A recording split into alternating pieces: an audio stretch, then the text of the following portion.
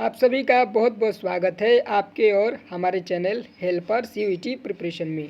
तो इस चैनल को आप सभी सब्सक्राइब कर लीजिए। यहाँ पे एनसीईटी आईटीपी 2024 एग्ज़ाम्स की फ्री प्रिपरेशन कराया जाएगा आप सभी को, और यहाँ पे एक भी रुपया आपसे शुल्क नहीं लिया जाएगा। लाइव क्लासेस के जरिए आपके जो भी डाउट होंगे उसे भी सॉल्व किया जाएगा।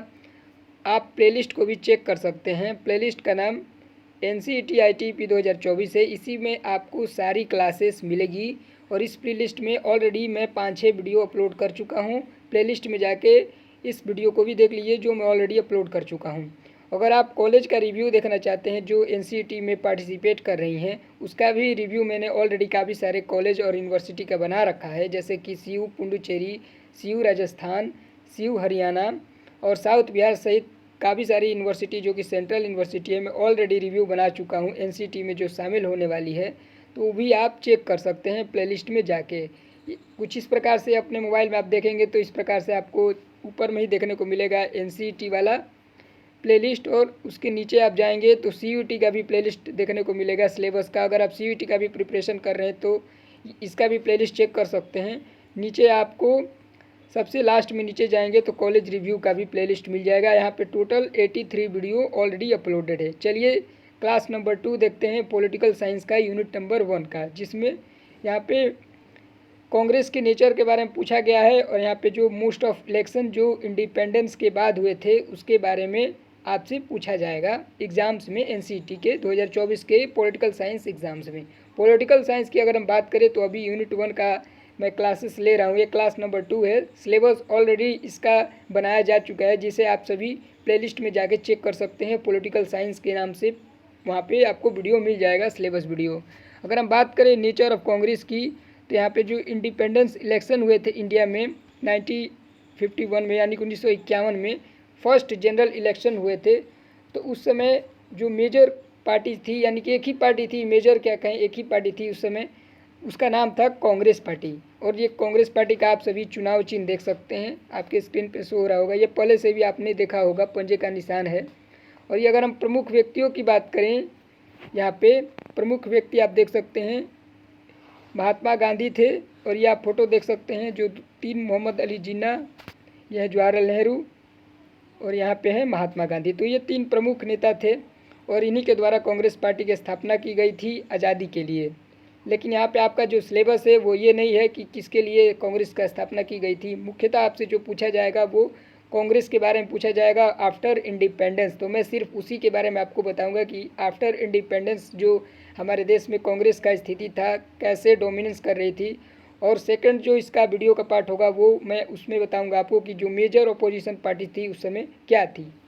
तो अगर हम बात करें यहाँ पे कांग्रेस के बारे में तो आप सभी जानते होंगे कि ऑलरेडी मैं वीडियो भी एक बना चुका हूँ, जो पार्ट 1 में बताया था आपको कि जो कांग्रेस पार्टी थी वो जब इलेक्शन हुए थे 1951 में, फर्स्ट टाइम 1951 में जो फर्स्ट टाइम हमारे कंट्री में इलेक्शन हुआ था, जनरल इलेक्शन 51 और 52, तो उस समय हमारे देश में कांग्रेस पार्टी ही विन की थी और प्रधानमंत्री बने थे जवाहरलाल नेहरू।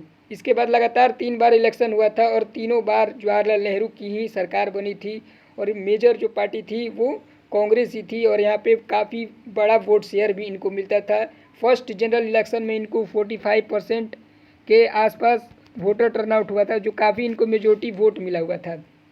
अगर हम बात करें इनके बारे में, हिस्ट्री के बारे में, इनकी कैसी हिस्ट्री और सोसाइटी थी इनकी, तो हम बात करें पार्टी का नाम, तो पार्टी का नाम है कांग्रेस पार्टी। यहाँ पे इनकी स्थापना 1885 में हुई थी और अभी तक ये बहुत बार सरकार भी बना चुके हैं भारत में। अगर हम एरिया ऑफ इन्वॉल्वमेंट की बात करें तो नेशनल लिबरेशन मूवमेंट के थ्रू इनका, यानी कि जो आज़ादी का मूवमेंट स्टार्ट हुआ था उसी के लिए, भारत को आज़ाद कराने के लिए इनकी स्थापना हुई थी। अगर हम प्रमुख व्यक्तियों के बारे में बात करें जो कांग्रेस पार्टी से आते हैं, उनमें महात्मा गांधी, जवाहरलाल नेहरू, मोहम्मद अली जिन्ना जो कि पाकिस्तान के फादर बन गए थे, पाकिस्तान की इन्होंने स्थापना की थी और भारत का पार्टीशन में भी इनका काफ़ी बड़ा हाथ था। इसके बाद इंदिरा गांधी और इसके बाद बाल गंगाधर तिलक, ये प्रमुख व्यक्ति थे जो कि रिलेट करते हैं कांग्रेस पार्टी से। अगर हम बात करें यहाँ पे कांग्रेस पार्टी के बारे में तो मैं ऑलरेडी बता चुका हूँ, जो 3 मेजर इलेक्शन हुए थे उनमें कांग्रेस पार्टी का ही आपका विजय हुई थी और जिसमें प्रधानमंत्री हमारे जवाहरलाल नेहरू बने थे।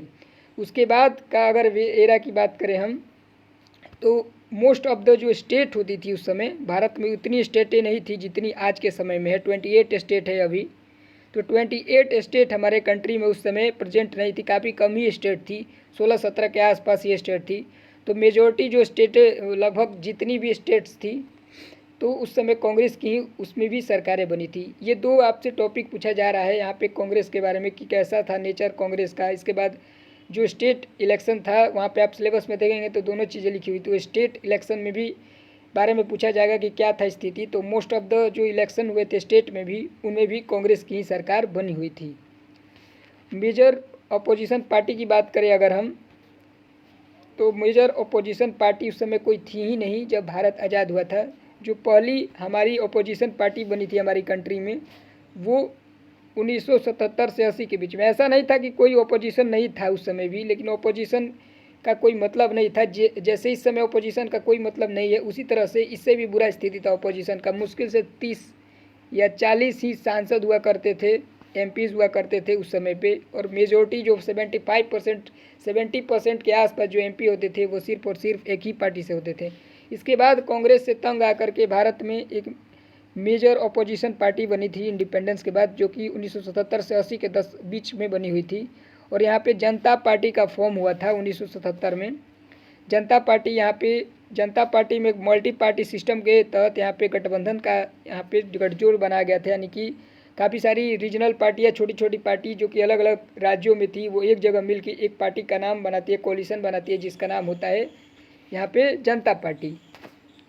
जनता पार्टी काफ़ी सारी छोटी छोटी पार्टियों का यहाँ पे कोई यहाँ पे आइडियोलॉजिकल नहीं था। यहाँ पे जिसकी जो भी विचारधारा थी, इनका मकसद एक ही था कि कांग्रेस पार्टी को हटाना है। जो करप्शन था उनके खिलाफ इनका लड़ाई था। और यहाँ पे जनता पार्टी भी टूट जाती है कुछ सालों के बाद, यानी कि 3-4 सालों के बाद ही जनता पार्टी भी ख़त्म हो जाती है 1980 के आसपास। और इसके बाद फिर से कांग्रेस वापस आ जाता है पावर में। अगर हम बात करें टसल के बारे में, 1980 से 89 के बीच की जो टसल हुई थी न्यूली इमर्ज रीजनल पार्टी के बीच में, तो काफ़ी उस समय ये क्यों हुई थी, तो इसके पहले जो प्रेसिडेंट रूल लगा था, यानी कि आर्टिकल 356 को यूज किया गया था, 356 को। इसके तहत इंदिरा गांधी ने हमारे देश में इमरजेंसी लागू कर दिया था।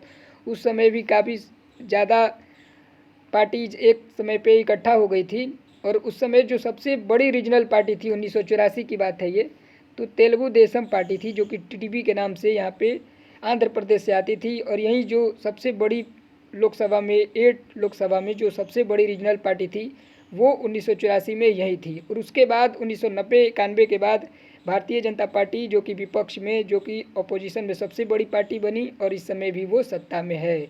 तो यही सब आपसे एग्जाम्स में मेन पूछा जाएगा। एक बार फिर से मैं आपको बता देता हूँ कि जो टॉपिक है उससे क्या क्या रिलेटेड पूछा जा सकता है। तो फर्स्ट आपसे किस प्रकार से क्वेश्चन पूछे जाएंगे इस टॉपिक से, तो कांग्रेस का नेचर क्या था उससे रिलेटेड, कांग्रेस की जो स्थापना हुई थी उससे related question, major political party से रिलेटेड कि उस समय जो पोस्ट इंडिपेंडेंस, यानी कि इंडिपेंडेंस के बाद, आज़ादी के बाद यहाँ पे हमारे देश में कौन सी मुख्य पार्टी थी।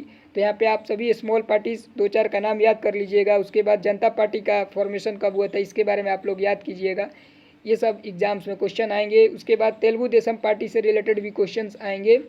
और जो इमरजेंसी लगा था इसके वजह से ही, तो इमरजेंसी का भी पीरियड आप सभी देख लीजिएगा, उसमें क्या कुछ क्वेश्चन थे। और जो कांग्रेस के मुख्य लीडर हैं, ये पूरा जो पीडीएफ आपको टेलीग्राम चैनल पे मिलेगा, इसे टेलीग्राम चैनल पे ज्वाइन होके डाउनलोड कर सकते हैं। यहाँ पे जो मैं बता रहा हूँ वो क्वेश्चंस के बारे में बता रहा हूँ। तो ये सब जो मैंने मेन पॉइंट लिखा हुआ है, ये सारे को आप लोग नोट डाउन कर लीजिएगा अपने नोटबुक में, या इसका स्क्रीनशॉट ले लीजिएगा, आपके लिए काफ़ी उपयोगी होगा।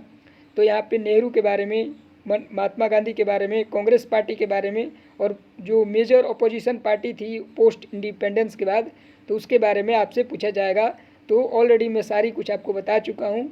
अब इसके बाद मैं यूनिट नंबर 2 का आपके सामने सिलेबस वीडियो लाऊंगा, और उसके बाद वहाँ पे आपको पूरी जो क्लासेस है प्रोवाइड कराऊंगा, जो कि पॉलिटिकल साइंस का क्लास नंबर 3 होने वाला है। इस वीडियो में बस इतना ही। Thank you for watching this video. Channel को सब्सक्राइब कर लीजिए, यहाँ पे एनसीईटी से रिलेटेड जो भी अपडेट होगा वो भी आपको दिया जाएगा। Thank you.